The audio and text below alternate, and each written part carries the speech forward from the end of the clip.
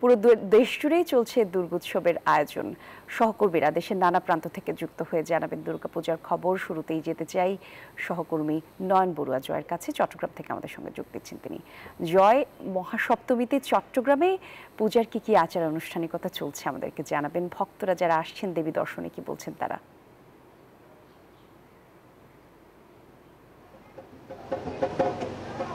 ধন্যবাদ পলি, আপনাকে। দেখতে পাচ্ছেন যে পুজোর আজকে মহাসপ্তমী চলছে। এই মহাসপ্তমীর দিনে কিন্তু আমরা দেখতে পাচ্ছি এখানে পূজার্থীদের ভিড় ছিল সকাল থেকে, যেহেতু মহাসপ্তমী পুজো ছিল আজকে। সেই মহাসপ্তমী পুজোয় কিন্তু আমরা দেখতে পাচ্ছি এখানে অঞ্জলি থেকে শুরু করে চণ্ডী পাঠের মধ্য দিয়ে যে আনুষ্ঠানিকতা শুরু হয়েছে। এখন কিন্তু আমরা কিছুক্ষণ পর যে আনুষ্ঠানিকতা হবে সেই এখানে আরতি, তো সেই আরতির অপেক্ষায় কিন্তু আমরা দেখতে পাচ্ছি। তো এখানে যে উৎসব আমরা দেখতে পাচ্ছি চট্টগ্রামের যে মণ্ডপগুলোতে যে উৎসব, সেই উৎসবের কোনো কমতি আমরা দেখছি না। আইন শৃঙ্খলা বাহিনী তাদের যে তৎপরতা, সেই তৎপরতা কিন্তু অনেক বেড়েছে চট্টগ্রামে।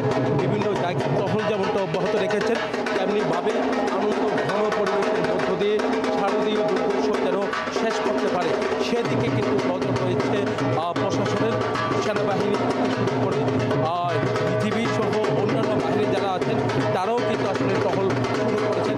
এমনকি সব মণ্ডপগুলো কিন্তু আওতায় রাখা হয়েছে, যেন কোনো কারণে যেন অপ্রীতিকর কোনো ঘটনা না হয় সেদিকে কিন্তু সবার নজর রয়েছে। তো সকাল থেকে যে মহাসপ্তমীর পুজো শুরু হয়েছিল, সকাল থেকে বিভিন্ন মণ্ডপে পূজার্থীদের ঢল নেমেছে। দুর্গাপুজো দর্শন করার জন্য সবাই ছুটে এসেছেন, মা দুর্গাকে প্রণাম করছেন, বন্দনা করছেন, সবার বিশ্বের সব মানুষের শান্তি কামনা করছেন। এই ছিল আমার এখানকার সর্বশেষ। ফিরে যাব আমার সহকর্মী অপেক্ষা করছেন বরিশালের মিরনের কাছে।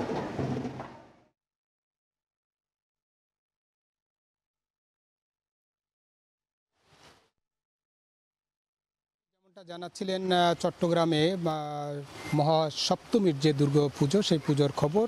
আমরা বরিশালেও আছি, একই অবস্থায় কিন্তু চট্টগ্রামে যেভাবে ভক্ত এবং পূজারীরা এই সব মহাসপ্তমীতে মন্দিরে মন্দিরে ভিড় করেছেন, অঞ্জলি নিচ্ছেন, বরিশালেও কিন্তু একই অবস্থা। আমরা সকাল থেকেই দেখেছি বিভিন্ন পূজা মন্দিরে কিন্তু ভক্তরা এসেছেন এবং নবপত্রিকায় প্রবেশ করেছেন, ঘট স্থাপন এবং দেবী দুর্গার চক্ষুদান প্রাণ প্রতিষ্ঠা হয়েছে আজকে। এর মধ্য দিয়েই কিন্তু মূলত আজকের যে পূজা সেটাই হলো আনুষ্ঠানিক। যদি আমরা বলি যে পূজার আনুষ্ঠানিকতা আজকেই, এবং এরপরেই মূলত পর্বের যে অষ্টমীতে আমরা জানি যে অষ্টমীতে হলো কুমারী পূজা। আজকের যে পূজার যে আচারগুলো, 16 আচারে যে দেবী দুর্গাকে বরণ করা হয়েছে এবং পরবর্তীতে অঞ্জলি নিয়েছে, প্রসাদ বিতরণ হয়েছে। আমি একটু জানতে চাই আজকের যিনি পুরোহিত আছেন এখানে, তার কাছে একটু জানতে চাই আজকে কি আচারে দেবী দুর্গাকে আপনারা বরণ করে নিলেন, একটু জানতে। আমাদের আজকের ছিল মা দুর্গার ঘট নবপত্রিকার ছিল, তারপরে নবপত্রিকা প্রবেশ ছিল, তারপরে ঘট বসানো হয়েছিল, তারপরে আমাদের এই জায়গায় চক্ষুদান, প্রাণ প্রতিষ্ঠা, তারপরে অঞ্জলি দান, প্রসাদ বিতরণ সবই ছিল। যেমনটা শুনছিলেন যে বলছে যে চক্ষুদান, প্রাণ প্রতিষ্ঠা, এর মধ্য দিয়ে মূলত আজকের যে মহাসপ্তমীর যে পূজা, সেই পূজার যে আচার সেগুলো যথাযথভাবে সুন্দরভাবে পালন হয়েছে। বিশেষ করে ভক্তরা এসেছেন, অঞ্জলি নিয়েছেন, দেবীর কাছে তারা প্রার্থনা করেছেন যেন এই পৃথিবীটা শান্তিময় পৃথিবী হয়। তারা প্রত্যাশা করেছেন যে হিংসা, দেশ, হানাহানি যে চলছে সেগুলো যেন দূর হয়।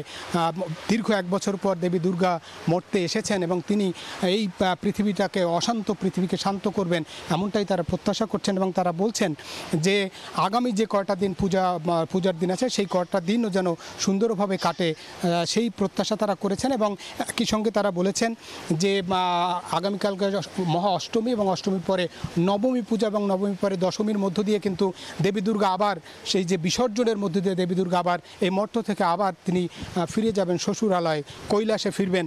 আবার 1 বছরের অপেক্ষা, এই যে অপেক্ষার পরে আবার এসেছেন, তার প্রতি যে ভক্তদের যে প্রত্যাশা, সেই প্রত্যাশা যাতে পূরণ হয়। বিশেষ করে বাংলাদেশের যে অশান্তি, বিশৃঙ্খলার বা কিছু জায়গায় যে বিশৃঙ্খলা ঘটে সেগুলো যেন না ঘটে।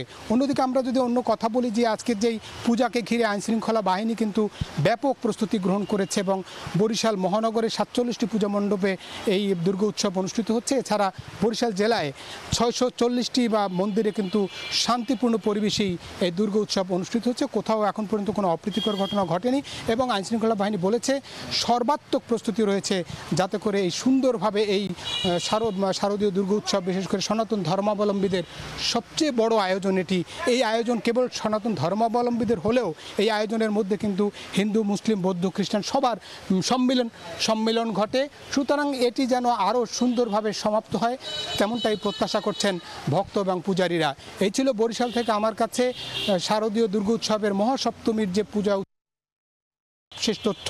একই তথ্য জানতে যাব রাজশাহীতে, সেখানে আছে আমাদের সহকর্মী মুর্তুজা। জানাবেন রাজশাহীতে কি আয়োজন ছিল মহাসপ্তমীতে এবং কেমন ভিড় দেখছেন, পূজারী বা ভক্তরা কি বলছেন পূজা নিয়ে?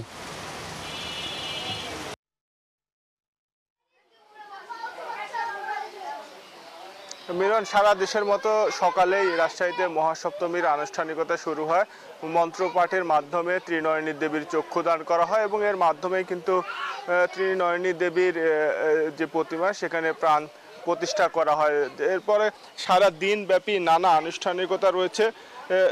একই সঙ্গে দেবীকে আসন, বস্ত্র, নৈবেদ্য, পুষ্পমাল্য, চন্দন, ধূপ ও দীপ দিয়ে পূজা করেন ভক্তরা। দেবী দর্শন, দেবীর পায়ে ভক্তদের অঞ্জলি প্রদান, প্রসাদ গ্রহণের মাধ্যমে দিনব্যাপী চলছে পূজার নানা আনুষ্ঠানিকতা। দুপুরে অন্নভোজ, সন্ধ্যায় সন্ধ্যা আরতি, রাতে আরতির মাধ্যমে সপ্তমীর আনুষ্ঠানিকতা কিন্তু শেষ হবে। আর ভক্তরা মায়ের কাছে বিশ্বের সব জীবের প্রতি যেন শান্তি বর্ষিত হয় সেই প্রার্থনা করছেন। এছাড়া ধর্ম ও বর্ণের ভিত্তিতে গড়ে ওঠা সকল বৈষম্য দূর হওয়ার প্রত্যাশা করছেন। বিশ্বের সব জীবের প্রতি শান্তি বর্ষণের প্রার্থনা করছেন ভক্তরা বলছেন যে এবারের পূজার মাধ্যমে বিশ্বের সব জীবের উপর শান্তি প্রতিষ্ঠিত হবে, হানাহানি দূর হবে, সম্প্রীতির ঐক্য গড়ে উঠবে। আর পূজাকে কেন্দ্র করে সকল ধর্ম বর্ণের মানুষ কিন্তু উৎসবের আমেজে মেতেছে। রাজশাহীতে এবছর 405টি মণ্ডপে পূজা অনুষ্ঠিত হচ্ছে। এর মধ্যে রাজশাহী মেট্রোপলিটন এলাকায় 103টি এবং রাজশাহী জেলা 9টি উপজেলায় 367টি মণ্ডপে শারদীয় দুর্গাপূজা অনুষ্ঠিত হচ্ছে। পূজা ঘিরে উৎসবের আমেজ সৃষ্টি হয়েছে। শ্বাস রব, চারদিকে ঢাকের শাঁখের কিন্তু সারাদিনই উৎসবের আমেজ তৈরি হচ্ছে। আর পূজা উপলক্ষে 3 স্তরের নিরাপত্তা ব্যবস্থা গ্রহণ করেছে আইন শৃঙ্খলা রক্ষাকারী বাহিনী। তারা বলছে যে কঠোর নিরাপত্তা ব্যবস্থা নেওয়া হয়েছে। মণ্ডপে সিসি ক্যামেরা স্থাপন করা হয়েছে। আনসার বাহিনীর সদস্যরা সার্বক্ষণিক কিন্তু মোতায়েন রয়েছেন। আর পোশাকি পুলিশের পাশাপাশি সাদা পোশাকের গোয়েন্দা নজরদারিও কিন্তু বৃদ্ধি করা হয়েছে রাজশাহীর মণ্ডপগুলোতে। আর সকাল থেকেই মহাসপ্তমীর নানা আনুষ্ঠানিকতা চলছে, দিনব্যাপী চলবে আনুষ্ঠানিকতা। যারা ভক্তরা রয়েছেন ভক্তরা নানা রকম প্রার্থনা করছেন। তারা বলছেন যে বিশ্ব শান্তি প্রতিষ্ঠিত হবে এবারের দুর্গাপূজার মাধ্যমে এবং মায়ের কাছে তাদের প্রার্থনা যেন সকল ধর্ম বর্ণ ভেদাভেদ ভুলে মানুষ ঐক্যবদ্ধ থাকতে পারে সেই প্রার্থনা কিন্তু ভক্তরা করছেন। এই ছিল রাজশাহী থেকে সর্বশেষ। সাভার থেকে আরো খবর জানাচ্ছেন সহকর্মী নাজমুল। আমরা আছি নাজমুলের কাছে।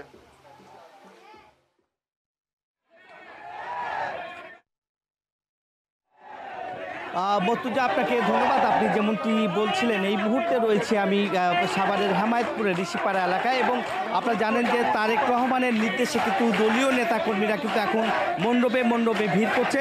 আমরা যদি একটু দেখাই যে এখানকার যে আমানুল্লাহ আমান একসময় যে ছাত্র রাজনীতি করতেন এবং বেগম খালেদা জিয়ার যে উপদেষ্টা তিনি এসেছেন এবং এই মন্দিরে পরিদর্শন করছেন এবং সার্বিক খোঁজখবর নিচ্ছেন এবং সব ধরনের খোঁজখবর কিন্তু তারা আসলে নিচ্ছেন। এবং আমরা যদি একটু কথা বলতে চাই এখানে যারা এসেছেন এবং আপনার সাথে একটু কথা বলতে চাই, আপনারা তো সবগুলো মন্দিরেই পরিদর্শন করছেন, আপনাদের নির্দেশনা কি রয়েছে?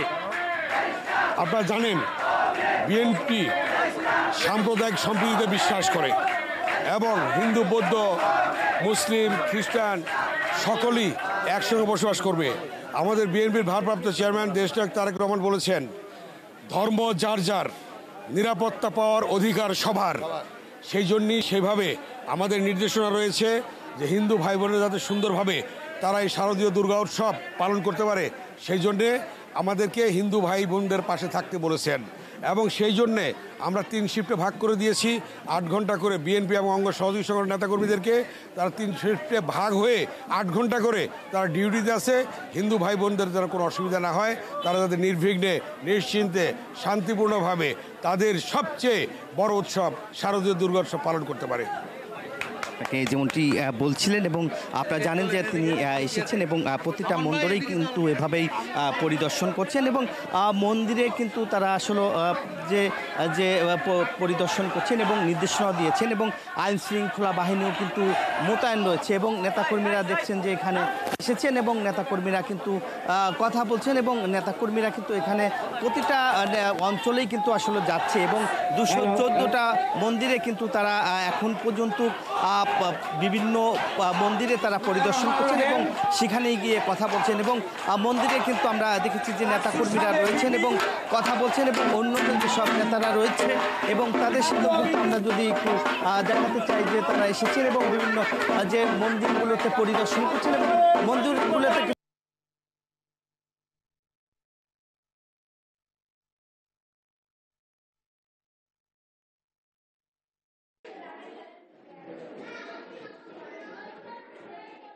ধন্যবাদ নাজমুল। আমি আছি এখন রাঙামাটি দুর্গা মন্দিরে। আজকে হচ্ছে সপ্তমী পূজা, অর্থাৎ হচ্ছে দেবী দুর্গার সঙ্গে সরাসরি সংযোগ স্থাপনের দিন। পত্রিকার 9টি শক্তির প্রতীক আজকে। হিন্দু শাস্ত্র মতে হচ্ছে জীবন, শক্তি এবং মূল ভিত্তি স্বাস্থ্য এবং দীর্ঘায়ু কামনার দিন। এই সপ্তমীর দিনে আরতির মধ্য দিয়ে, দেবী আরাধনার মধ্য দিয়ে দেবীকে জাগ্রত করা হয়। আজকে হচ্ছে মহাপলয়নের দিন। অসুরকে বধ করে দেবী ধরতিতে সুখ শান্তি আনবে এমনটি মনে করেন, যার কারণে সকাল থেকে সপ্তমী পূজা হচ্ছিল কলা বউ তৈরি করে। সপ্তমীর পূজার মধ্য দিয়ে হিন্দু ধর্মাবলম্বীরা তাদের দুর্গা পূজার যে মূল আনুষ্ঠানিকতা সেটি কিন্তু শুরু করেছে। সন্ধ্যায় সন্ধি পুজোর মধ্য দিয়ে আরতি হবে এবং দর্শনার্থীদের ভিড় জমবে। যারা হিন্দু ধর্মাবলম্বী আছে এবং অন্যান্য সম্প্রদায়ের মানুষ আছেন সবাই কিন্তু এই দুর্গাপূজা উপভোগ করতে পারবে, সবার জন্য উন্মুক্ত করা হয়েছে। এবং রাঙামাটির 41টি পূজা মণ্ডপে এবার দুর্গাপূজার আয়োজন করা হয়েছে। একই সাথে রাঙামাটির যে 10টি উপজেলা আছে সেখানেও কিন্তু জাঁকজমকপূর্ণভাবে এই দুর্গাপূজার আমেজ বইছে এবং সকল জনগোষ্ঠী এই দুর্গাপূজা কিন্তু উপভোগ করছে, আনন্দ উল্লাস করছে। এক কথায় বলা চলে রাঙামাটিতে দুর্গাপূজার আমেজে উচ্ছ্বাসে পরিণত হয়েছে। সাম্প্রদায়িক সম্প্রীতির মিলবন্ধন রচনা হবে এই দুর্গাপূজার মধ্য দিয়ে, যার কারণে রাঙামাটিতে প্রশাসনের পক্ষ থেকে 4 স্তরের নিরাপত্তার ব্যবস্থা করা হয়েছে। মানুষ যাতে দুর্গাপূজার অনুষ্ঠান আনুষ্ঠানিকভাবে উদযাপন করতে পারে সেই ব্যবস্থা করা হয়েছে। রাঙামাটি থেকে এই ছিল আমার কাছে সর্বশেষ তথ্য। আমার সাথে শরীয়তপুর থেকে যুক্ত আছেন আমাদের সহকর্মী বিধান মজুমদার। আমরা সরাসরি চলে যাচ্ছি সেখানে, তিনি জানাবেন তার এলাকার দুর্গাপূজার খবর। বিধান।